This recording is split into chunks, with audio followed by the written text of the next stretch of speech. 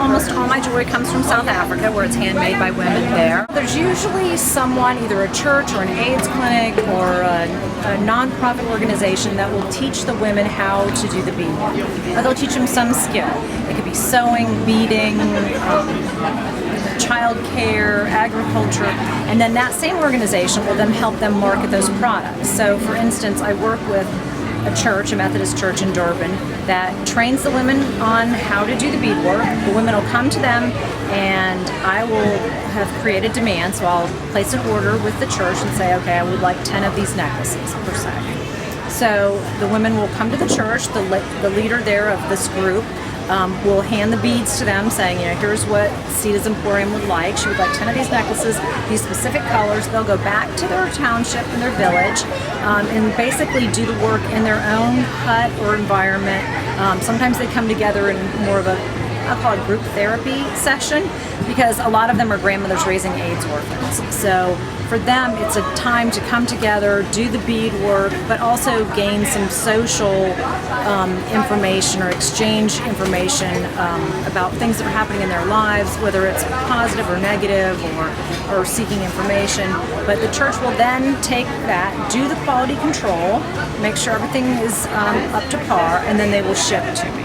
So it's kind of full circle. The women are paid immediately for the work that they've done. So this isn't something where they have to wait to get paid, or they have to wait for me to buy the goods until they get paid. The church will go ahead and just fund them right then as soon as they turn in the product. Because I know these women, I know the organizations that are helping them, and I've wanted for so long to find a way that I could help them, and struggled in discerning what I call the divine whisper as to what God's plan was for me. And I think, I started this back in November, and it's just, to go over there and, place orders with these women and purchase this stuff directly from them, I know what impact it makes in their lives. And I know how important it is to them in a country that has, a terribly high unemployment rate. To be able to offer any monetary support to them at all is really, it makes a huge impact on their lives.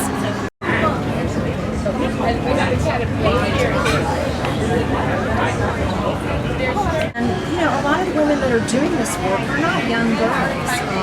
The women at the Methodist church I work with are all grandmothers raising AIDS orphans. So again, these are not young women that are doing this, but they sit there in a group and string these beads one by one. And as you can see, take a look at this.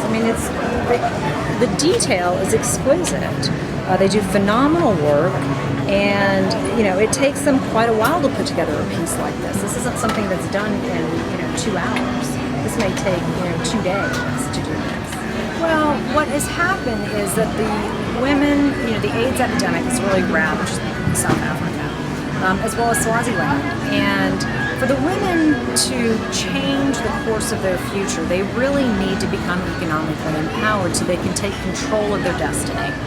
So really, that's the root of all of this, is economically empowering women. The churches, the AIDS organizations, all teach the women this beadwork as an entrepreneur. So they start their own business. I come in, create demand for their business, and they're, legitimately selling their wares, their skills, and of course they're economically empowered. Think of what that does to their self-esteem, So you have a woman that can actually make something that there's a demand for and that she can sell. So the more economically empowered she's going to be, the better her self-worth. You also run into the issues with the AIDS epidemic in South Africa. And here what happens a lot of times, unfortunately, is the men may have multiple partners. They bring AIDS home to the wife. The wife may even get on antiretroviral medication, but because of the husband's promiscuity and their cultural beliefs, he can still, or may still, in lots of cases, come home and rape the wife, reinfecting them. So for them, they're so economically tied to their husbands that they can't really escape that cycle. And so the more that we can empower them to escape that cycle, the better off they're going to be for themselves, for their children, and for the future of South Africa. I'm not really quite sure why I ever developed an obsession, I'll call it, with South Africa, but I have always had one, and I fell in love with it. is just a phenomenal country. The people are so diverse, the culture is so diverse. And then I didn't really think I'd ever go back again. And then my church started doing mission trips. So I was at the very first meeting, the very first trip, and knew that I was going and have been going back ever since now. The first time I went there was like going home. There was just that calm sense that you're back home again, where you belong. So it's a interesting feeling that I haven't had anywhere else. So I think that's what keeps pulling me back. For instance, this is a Coca-Cola can that they made into a snake. Here is a giraffe made from a Coca-Cola can.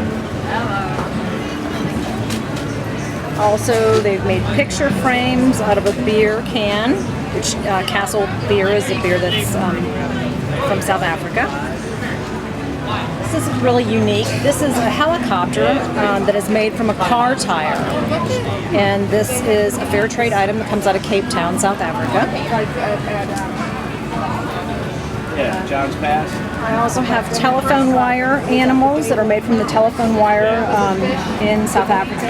I think what gives me the greatest pride is knowing that there's a woman sitting in a village in a corrugated tin shack in South Africa that has handmade a piece of this jewelry, and that there's somebody in Tampa, Florida that will come along and think it's phenomenal, it's the best thing they've ever seen, and they want to buy it. And they want to buy it because they think it's beautiful work, and they want to help support that woman in her life and economically empowering her in the future. One of the things that I discovered on this past trip when I was there, and it was the coolest thing, I had delivered these string crosses that this gentleman had made as part of his retirement and his mission, and I also was delivering some dresses for little girls that were made out of pillowcases.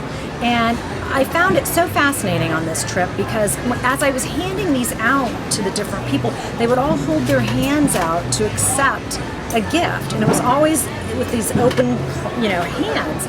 And it was funny because I guess in the past I've never brought individual gifts for the folks before, but because this time I was, they were so thankful. And the key thing that's hit home with me was how they were so thrilled that there was somebody in America that was thinking about them, that somebody cared about them, somebody was praying for them, somebody was wondering how their life was turning out and actually genuinely cared.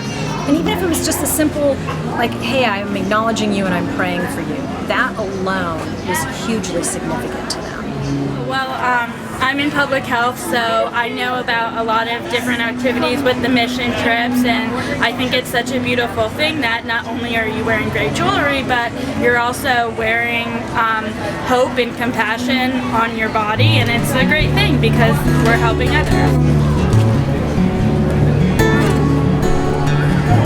Yeah.